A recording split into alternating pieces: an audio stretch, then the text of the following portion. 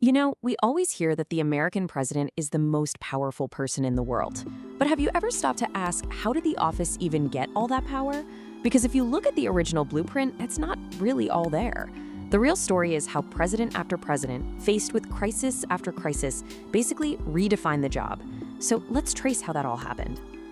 And this really says it all, doesn't it? This simple sign on Harry Truman's desk, it just perfectly captures the incredible weight of the office. For better or worse, the president is the one with the ultimate responsibility for where the country is headed.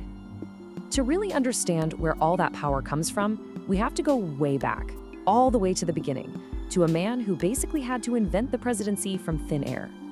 Right, so our first president, George Washington, he wasn't just leading a brand new country, he was creating a completely new role. There was no playbook. I mean, think about that.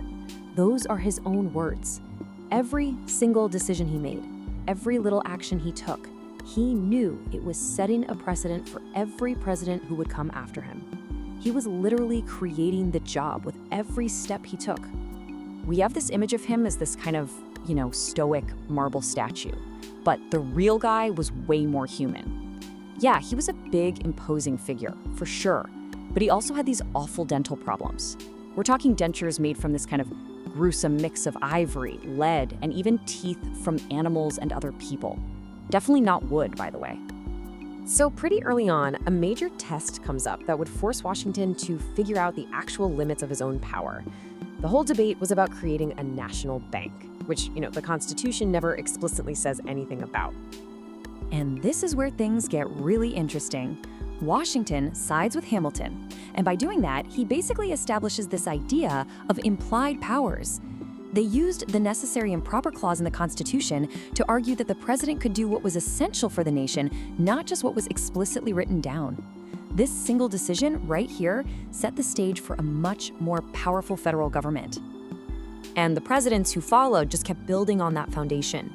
You had John Adams dealing with foreign crises, Thomas Jefferson literally doubling the size of the country with the Louisiana Purchase, and then James Monroe telling all of Europe that the Western Hemisphere was America's backyard. Every move expanded the job's authority, paving the way for, a total disruptor. Enter Andrew Jackson. His arrival in Washington was a complete shock to the system. This guy wasn't some East Coast aristocrat. Nope. He was a frontier brawler, and he saw himself as the one true voice of the common people. I mean, you just can't get more different than this. The presidents before him, they were these wealthy, educated guys from Virginia's elite.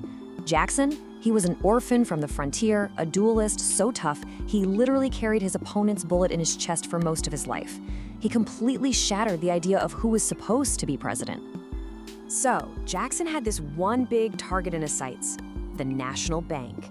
He was convinced it was just a corrupt tool for the rich, and he was going to use every ounce of his presidential power to bring it down.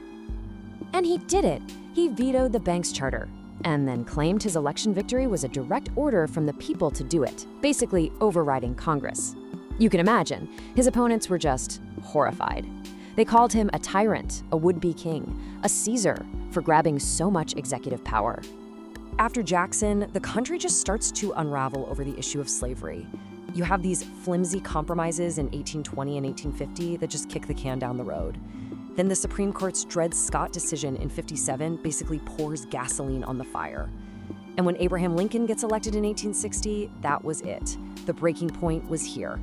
And so, the nation's biggest crisis, its ultimate test, would land on the shoulders of the 16th president, Abraham Lincoln. And he would use his executive power in ways no one had ever even dreamed of. Just let that sink in.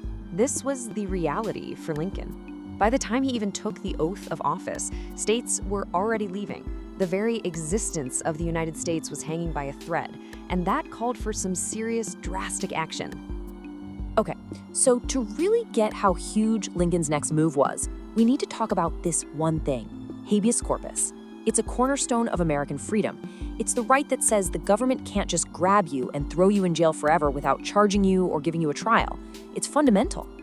And yet, in the name of saving the Union, Lincoln just suspends it. He gives the military the authority to arrest and lock up thousands of people they suspected of being Confederate sympathizers, with no trial. It was a jaw-dropping expansion of presidential power, justified only by the absolute ultimate national emergency. All right, let's jump forward now to the turn of the 20th century. The next huge leap in presidential power didn't come from a war. It came from the pure, unfiltered force of one man's personality.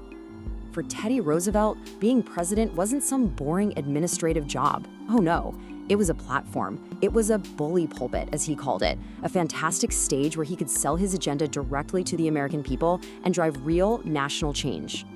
And boy, did he use that stage. He was the famous trust buster, going after giant corporate monopolies that everyone else thought were untouchable. He was the great conservationist, setting aside huge areas of wilderness that became our national parks. But most importantly, he was the first president to really understand the media. He made himself the center of the national story, and in doing so, he basically wrote the playbook for the modern activist president.